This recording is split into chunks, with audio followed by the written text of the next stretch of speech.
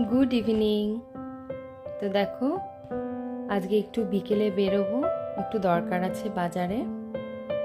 তো তাড়াতাড়ি করে রেডি হব বলে ওপরে চলে এসেছি, রেডিও হয়ে গেছি। একটু চা খেয়ে নিচ্ছি, কারণ চাটা যদি না খাই তাহলে আমার মাথাটা ধরে যাবে। তো সেই কারণে চা খেয়ে নিলাম, তারপর বেরিয়ে পড়েছি।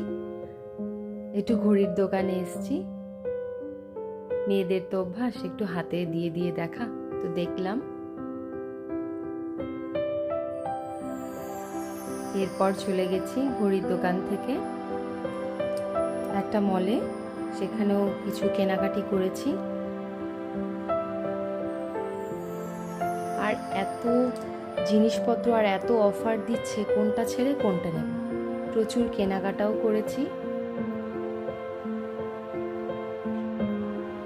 সব কিছু ঘুরে ঘুরে দেখতে খুব ভালো লাগে আমার।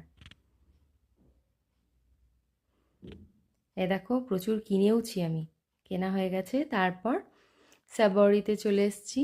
এখানে রোলের অর্ডার করেছিলাম, রোল খেয়ে তারপর বাড়ি চলে এসেছি। তো এটা next day morning, so good morning. তো দেখো, সকালবেলা মেয়ের টিফিন করব, স্কুল যাবে। তো দেখো, চিলা বানাচ্ছি। এটা রেসিপিও কোনো দিন এক সময় পেলে নিশ্চয়ই আমি শেয়ার করে দেবো তোমাদের সঙ্গে, খুব ইজি। তো এটা দেখো, এক পিঠ ভাজা হয়ে গেছে, আবার আর এক পিঠ দেখিয়ে দিচ্ছি। আটা দিয়েই করেছি এটা আমি। আমার মেয়ে চিলা খেতে খুব ভালোবাসে। তো দেখো, এটা বেশ কালারফুলও হয়, খুব ভালো হয়।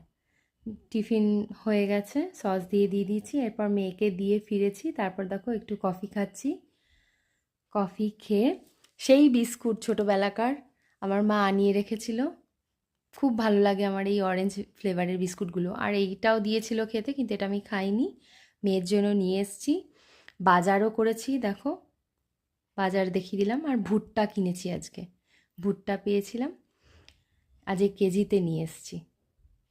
বাজারও করেছি, ভুট্টাও নিয়েছি।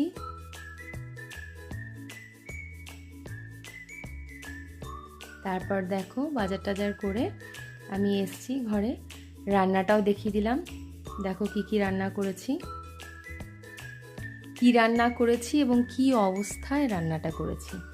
তাড়াতাড়ি বলছে আমাকে কিচেনের জায়গাটা ছেড়ে দিতে, তাড়াতাড়ি করে রান্নাটা সেরেছি কোনো রকমে। বাবুও তাড়াতাড়ি খেয়ে বেরোবে। আর দেখো কি পরিমাণ ভাঙচুর হয়েছে আর কিভাবে রান্না করেছি আমি। তো যাই হোক, এই জায়গাটা ঠিকঠাক হচ্ছে।